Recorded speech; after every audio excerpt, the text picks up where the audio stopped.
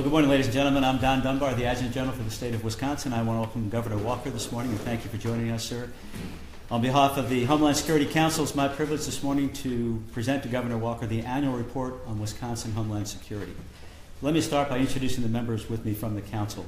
Starting on my right, we have Mr. David Woodbury from the Wisconsin Department of Natural Resources. We have our Chief Information Security Officer, Mr. Bill Nash. We have our Administrator from Emergency Management, Mr. Brian Satula. From the Wisconsin Fire Chiefs Association, we have the City of Milwaukee's Fire Chief, Kevin Bierce, and we have Superintendent J.D. Lynn from the Wisconsin State Patrol. To my left, we have Chief David Irwin from the Wisconsin Capitol Police. We have from the Chief of Police Association, Sheboygan Falls Police Chief Steve Rifle. We also have Mr. Patrick Hughes from the Department of Corrections, Mr. Bill Omegan from the Wisconsin Department of Health Services. We have Ms. Michelle Wachter from the Department of Agricultural Trade and Consumer Protection. Last and certainly not least, from the Wisconsin Chapter of American Public Works, we have Mr. Jim Hessling. So good morning and welcome. I have the privilege of chairing the Homeland Security Council on behalf of the governor in the state of Wisconsin, but there is no line authority between my office and these agencies. Instead, we are a council. Now, our purpose is to coordinate, collaborate, share information, and advise our governor on Homeland Security. Each year, we release an annual report to highlight the coordinated efforts of the council and its partners to prepare for and respond to threats facing our state, our communities, and our people. It also relates directly to our state plans for Homeland Security, emergency management, and cyber. Time is limited this morning, so I'll highlight just a few of the many achievements and accomplishments in this report. In Wisconsin, Homeland Security starts with our first responders and communities. We are partners. That is why the governor's included members on the council representing the Badger State Sheriffs, the Wisconsin Chiefs of Police, the Wisconsin Fire Chiefs, and the Wisconsin Public Works Association. In 2016 alone, our law enforcement and fire service agencies engaged with Wisconsin Emergency Management in over 150 training programs encompassing over 2,800 attendees. The focus was incident command, Homeland Security, and emergency management. The Milwaukee Police Department reinvigorated a model city training program focused on critical incident management and is leading this 3-day program in 6 areas across the state. University of Wisconsin-Madison and Barron County Sheriff's Departments partnered on training related to terrorist and suicide bomb threats. And the UW-Madison partnered with Milwaukee and Madison Fire Departments in spectator sports safety. And multiple agencies conducted active shooter training in a variety of venues across our state. Capitol Police welcomed a highly skilled canine unit, Yachi, who is trained to detect vapor of explosives and available for mutual aid across the state. In addition, Capitol Police has become a state leader in drone operations. Wisconsin State Patrol continued to improve the mobile architecture for communication handling platform known as MOC, and there are now 170 partner agencies and over 4,000 individual users. State troopers from the Wisconsin State Patrol also deployed under the governor's authority under EMAC, or Cross-State Mutual Aid Request, to assist law enforcement in Ohio and join other Wisconsin law enforcement agencies in assisting in North Dakota. The Department of Administration's Division of Enterprise Technology continues to lead the state's efforts on cybersecurity. We've established 3 state cyber response teams available to assist local governments, a statewide private sector team also available to assist, and the National Guard is finalizing the development of a 5th team, which will round out our capacity for cyber response. We've completed a cyber disruption strategy, and last October we hosted our 4th annual Cyber Summit. DATCAP responded to several cases this year of Seneca virus A in swine, and while this particular virus is benign, it was critical that DATCAP take a leading role because the clinical signs are similar to foot and mouth disease, which could devastate Wisconsin's agricultural industry and cost us millions of dollars in trade. The Department of Natural Resources has created 4 Type 3 incident management teams for responding to wildfires, and DNR partners with Wisconsin Emergency Management to use these teams as needed for other emergencies. Our state is blessed to have 2 fusion centers, the Wisconsin Statewide Intelligence Center, or WISIC, and the Southeast Wisconsin Threat Analysis Center, or STAC, and both of these fusion centers exceeded Department of Homeland Security standards in 2016, as they have for the past several years. These 2 centers expanded the Threat Liaison and Fusion Liaison Officer program by 125 officers this year, WISC evaluated over 130 suspicious activity reports and coordinated as necessary with local law enforcement and the FBI. And these two fusion centers continue to partner not only very well together in their analysis of threats, but also with local law enforcement and federal partners, principally the Department of Homeland Security and the Federal Bureau of Investigation. Following our response to Ebola, we leveraged our after-action report, and led by the Department of Health Services, we expanded the concept of operations to include all infectious disease. And the Department of Health Services also led 13 regional coalition exercises. Earlier this year, when severe storms triggered catastrophic flooding and mudslides across 18 counties in our state, Governor Walker declared a state of emergency, and Wisconsin Emergency Management led our statewide response efforts. The governor also activated the soldiers and airmen of the Wisconsin National Guard to assist struggling communities in the northwest and western counties. All of the state agencies partnered here today responded to this flood, and the governor requested and received 2 presidential disaster declarations for public assistance. And this public assistance provided grants to state, tribal, and local governments to rebuild roads, bridges, and repair damaged infrastructure. Wisconsin Emergency Management established and tested a business operations center connected to our emergency operations center. And this center was used during the flooding last summer to provide private sector reports to resources to our communities in need. This year we conducted the largest joint civilian and military training exercise in Wisconsin history, called Miles Gratis, or Ready Soldier. More than 2,000 participants from 85 different agencies, local units of government, and the private sector took part.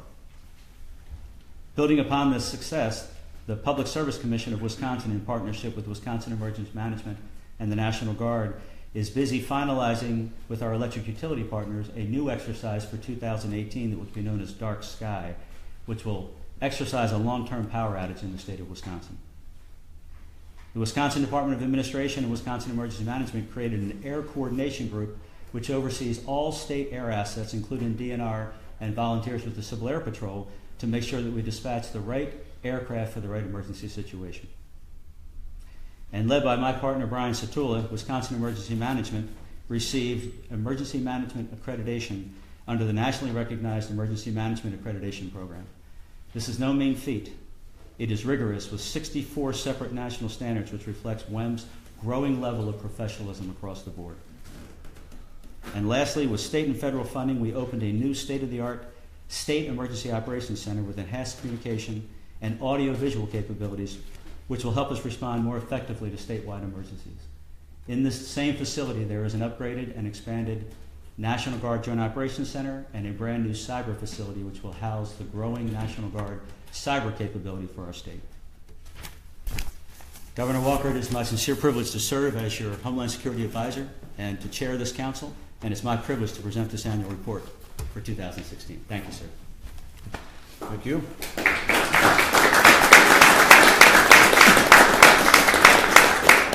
Well, thank you, General Dunbar, not only for that summary, executive summary, and the physical report here as well. Thank you for your leadership as our Homeland Security Advisor for the state, for your leadership of the council.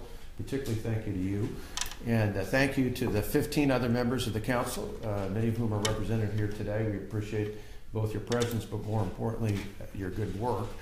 As General Dunbar alluded to, it's interesting thinking about all the many different dynamics and responsibilities of this council, and it's why it's appropriate that we have a combination of local, tribal, and state agencies working together, as well as, in the larger context, working with our partners at the federal level as well. And we saw, as we mentioned in the report, a variety of different areas of need and focus. Certainly appreciate the training.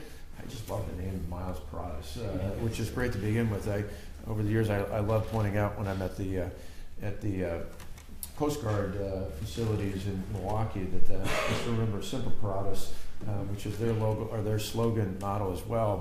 But thinking about that, not just in the name, but more importantly in terms of the joint training efforts between military and civilian organizations, making sure not just there, but in multiple other ways that we are prepared.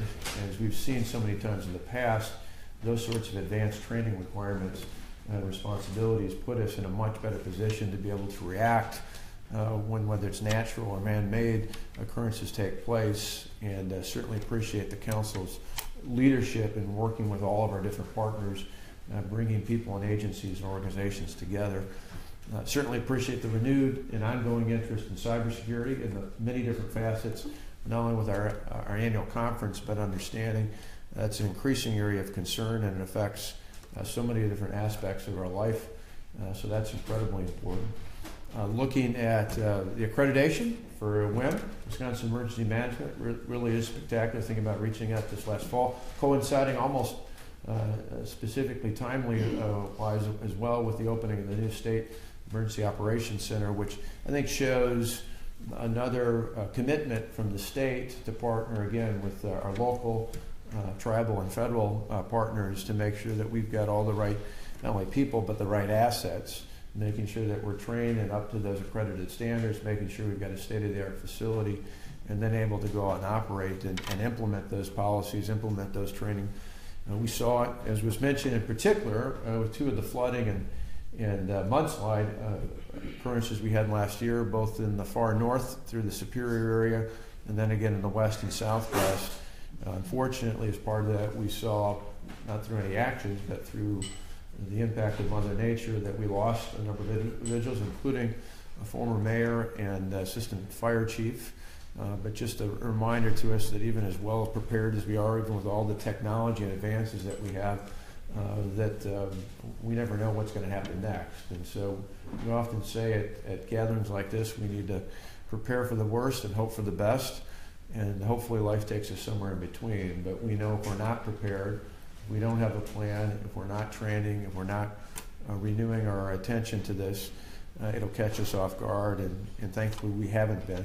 I think in particular in northern Wisconsin, the response was remarkable when you consider just how, not only from an emergency management, law enforcement, first responder standpoint, but then compound that with things like transportation and the fact that for many areas of Iron and Ashland and surrounding counties up in the Bayfield and elsewhere, that there really wasn't an access point. That you take out a few of those state and in one case even federal highway going through, and you're talking about hours of diversion, which is a hassle for many, but for those needing emergency response, it's more than just a hassle.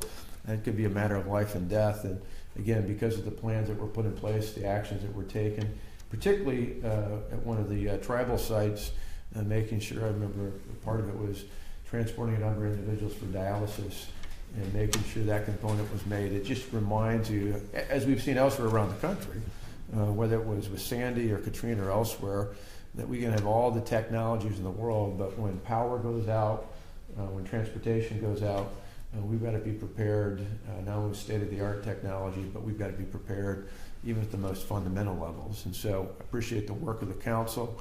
I appreciate this report, but more than just the report, the work that's gone in, not only preparing the report, but the work that's being done, that's being reported on, and the plans for going forward. Because as we've talked about before at the cybersecurity conference, we're constantly seeing and hearing new concerns about what's on the horizon, what could be next in terms of whether it's utility assets, natural resources, transportation. There's just so many different areas for which we need to be on top of things.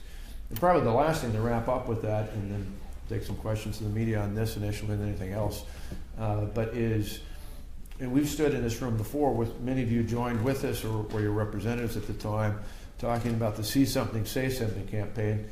But again, within the last month, we've seen that affirm that our most potent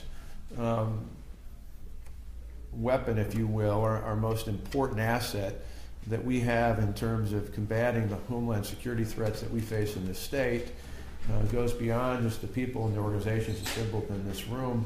It really goes to the heart of the citizens of this state. And that's why we've reinforced time and time again the See Something, Say Something campaign. Certainly as we saw what many of us, particularly those in law enforcement, feared could have been a tragic ending to what started with the theft of a gun shop in Janesville.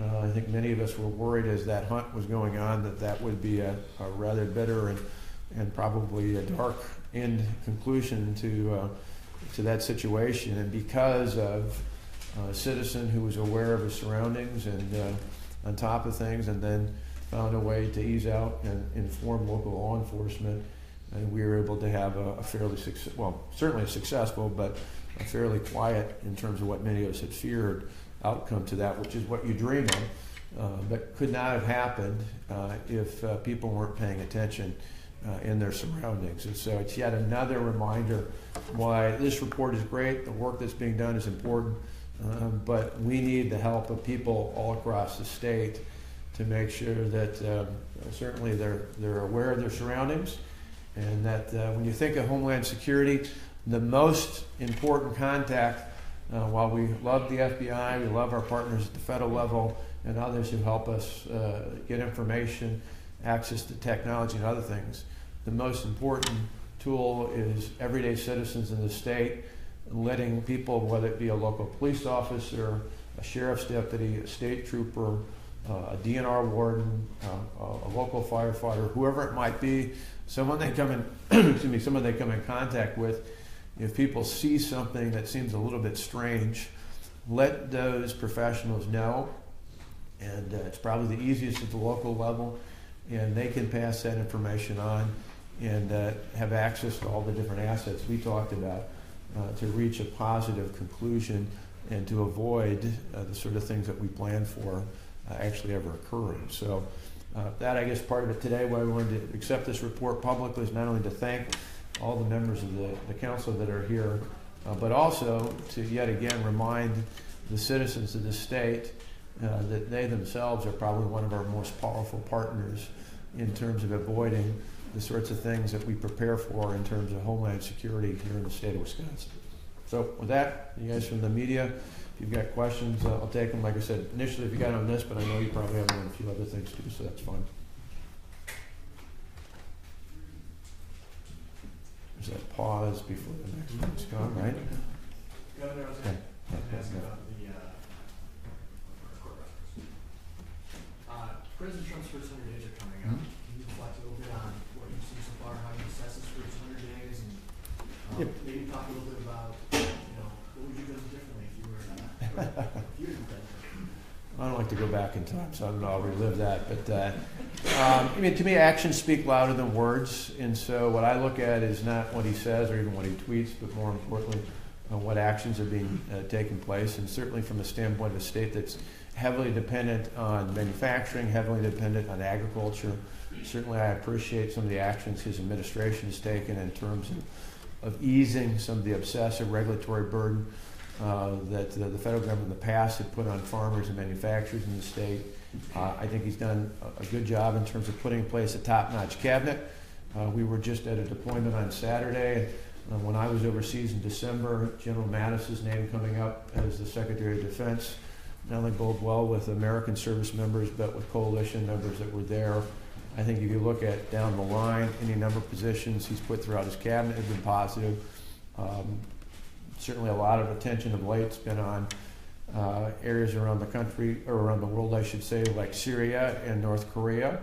And so I think that's helpful to have people like General Mattis in place to help have a stable reaction to those sorts of situations. I'm hopeful in the coming days, whether it's 100 more or not, that they'll look to Wisconsin for a model when it comes to what to do with repealing, replacing, and reforming the Affordable Care Act, and when they look at tax reform and other things in the horizon. So I'm still hopeful that those things will come, whether they come in the next couple of days or not. That's just as a follow-up, because you talked about draining the swamp in Washington before Trump did. That's been a big promise of his first 100 days. Do you think he's done enough to drain the swamp as you thought of it? Well, I think they can always do more. And to me, I look at, again, what promises are being made, not just what the timeline is. And so I hope we'll continue. Again, I like the regulatory reform. I think, as we've tried to do in this state, we try to enforce common sense, not bureaucratic red tape. We want to protect public health and public safety. And we've been aggressive at doing that, but doing it in a way that makes it easier for individual citizens as well as farmers, manufacturers, other employers, and I've seen some good signs there. Is the border wall that he wants worth shutting down the government on Friday if he can't get funding I think at some point they got to deliver on it, but I also think people want stability.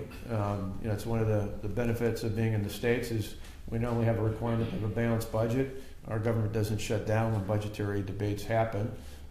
Good news is I think regardless of that, we'll still have a positive budget outcome by the end of June so we can start our budget here. But my hope would be that they could avoid a shutdown fight. You said you vetoed a gas tax increase. Last week you left open the possibility of a registration fee increase. Can you talk about why you ruled out one and maybe considering the other when? No, I don't have any interest in raising vehicle registration fees either. I just explicitly talked about the gas tax, but I don't know of anyone in the legislature who's talking about vehicle registration fees. For us, I think there's more than enough revenue out there. I'm willing to work with them. We, about a week and a half ago, through the Department of Transportation's leadership, identified about $100 million more that was freed up. A combination of better than expected revenues coming in and then savings from LETs. We'll be looking at more of those sorts of things going forward.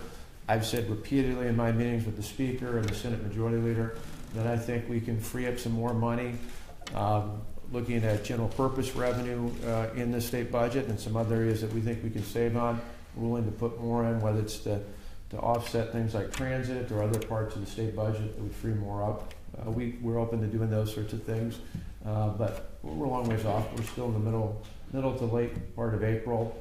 The Joint Finance Committee probably won't start getting serious until May, and I'm very confident we'll reach a positive conclusion. So would you veto a registration fee increase? Well, again, I've said that I'm not proposing, nor do I think we're going to have a gas tax or a vehicle registration fee as part of this budget. And how much money in GPR do you think you could put into transportation? We're still looking at that right now. Again, we got a ways to go before they won't take the big votes probably till May. There's a public hearing on the prevailing wage repeal bill today. Is it your hope that that vehicle advances, or would you like to see prevailing wage repeal back in the budget? Either way, as long as it happens, I think that's one more tool to make sure the taxpayers get a better bang for their buck. Governor, the Federal Department of Justice reached out to leadership in so-called sanctuary communities last week. Any thoughts on that or the response from County Exec Abley or any of the other local leaders? Since I'm not in the federal government, I'll leave that up to the Department of Justice to comment on. Last question. Lawmakers on the Joint Finance Committee have shown some skepticism of this requirement for K-12 funding that the school districts be compliant with Act 10. Would you be opposed to them taking that out? Is that something that you would like to put back in? Well, I certainly hope they keep some measure in. If they want to tweak it slightly, that's fine. But to me, it's really important when you're putting historic amounts into K-12 education, more money in the K-12 than we've ever put before, largely because we not only want student success, we need to build a strong workforce in the state. We have employment levels of the highest we've ever had, and we have unemployment that's the lowest it's been since April of the year 2000. When we have a percentage of people working in the state that's in the top 10 in the nation, now more than ever, we need to have a strong workforce. And one of the key fundamental building blocks of that is K through 12. And so I want to put more money in. It sounds good. I've seen a number of you comment on reports or issue reports that suggest that the Finance Committee leadership at least is saying they're likely to keep intact our investments. I just believe that when you're putting more in, whether it's your K through 12, our technical colleges, or University of Wisconsin system, that we should have some degree of assurance that it's going to be in performance, that it's actually going to deliver the promises made. And in this case, I think using the tools that were given to school districts under Act 10 ensures that those dollars will go into the classroom where they're intended to ensure student success. Yep. Just on something you said last week, why wouldn't you run for a third term at this point?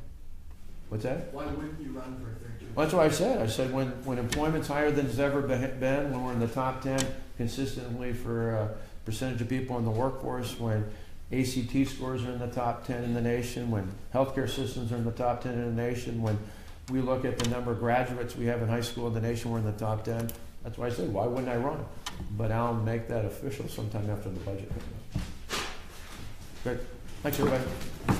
Thanks, sir. Thank you very much. Thank you.